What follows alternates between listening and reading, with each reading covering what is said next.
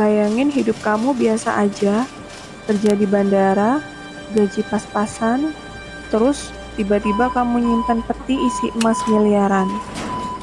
Dan semua orang sekarang pengen bunuh kamu buat ngambil itu. Drama ini ngikutin hidup Kim Hae-ju, petugas keamanan bandara yang hidupnya lagi berantakan. Pacarnya, Lee Do-kyung, pilot yang ternyata punya utang judi gede banget.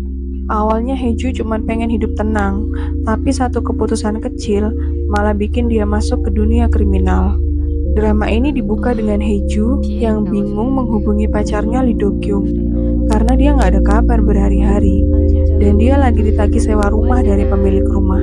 Tapi tiba-tiba di luar dugaan, Lee Do-kyung menghubungi Hae-ju justru untuk minta bantuan yang aneh. Dia nyuruh Hae-ju lolosin sebuah peti misterius dari pemeriksaan bandara. Karena percaya sama pacarnya, Hae-ju mau bantuin. Dan anehnya, alarm X-ray sempat bunyi saat peti masuk ke meja pemeriksaan.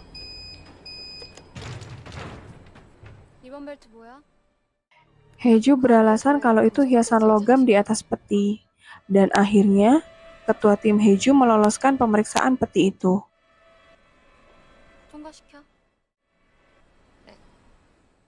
Peti dibawa masuk ke dalam van. Di tengah perjalanan, Do-kyung malah membawa kabur peti.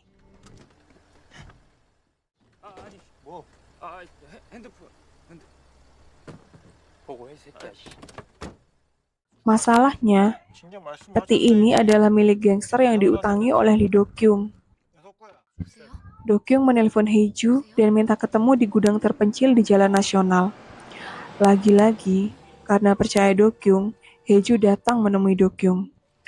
Di dalam van, Do-kyung bilang kalau dia akan menemui seseorang dan meminta uang tebusan sebesar 1 miliar won untuk peti ini.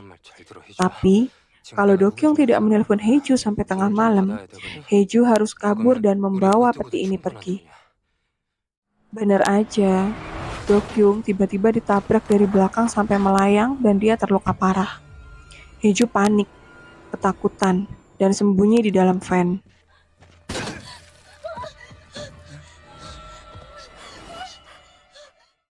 Dengan sisa keberanian dan sedikit nekat, dia hidupin van-nya, injek gasnya, tabrak semua anggota gangster.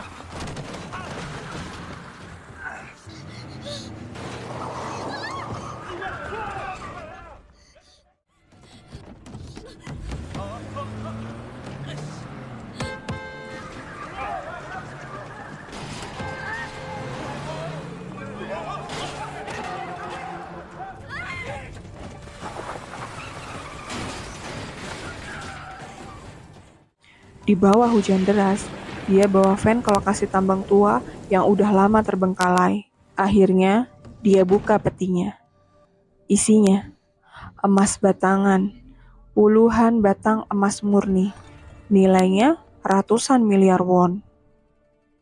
Hae-ju langsung sadar, emas sebanyak ini bukan punya orang biasa. Dan orang yang kehilangan emas ini pasti bakal nyari sampai ketemu. Tapi di saat yang sama, hidup Hae-ju udah terlalu hancur buat balik normal. Masalah terbesar bukan waktu nemuin emasnya. Masalah sebenarnya adalah gimana cara tetap hidup setelah lihat isinya. Part 2, lanjut kalau kamu siap masuk makin dalam ke dunia Godland ya.